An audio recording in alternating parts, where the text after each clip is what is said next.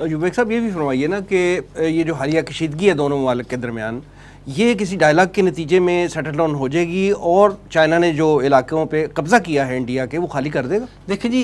मेरे नज़दीक तो वो ऐसे इलाके तो किसी सूरत नहीं खाली करेगा जिनसे उसका सी पैक ख़तरे में पड़ जाए, जो भारत के पास चले जाएं और सी पैक ख़तरे में, इस किसी सूरत नहीं करेगा। और आप हैरान होंगे सुनकर आपको कि जिन इलाकों पे उसने कब्जा किया है, मैंने वो तस्वीरें देखी हैं, वहाँ उसने बड़ी बड़ी बिल्डिंगें एक तामीरात कर रहा है बकायदा, अब तामीरात खड़ी कर दी हैं, तैयार कर दी हैं बिल्डिंगें। इसका मतलब यह है वो किसी सूरत वहाँ पसपाई इख्तियार करने को तैयार नहीं, वो किसी सूरत वो एक 38,000 एकड़ इंडियन वज़ीर दफ़ा ने खुद बताया है कि वो हमारे 38,000 किलोमीटर जगह पर कब्जा कर चुका है। वो खाली कर सकता है वो इलाके जिन इलाकों के खाली करने से सी पैक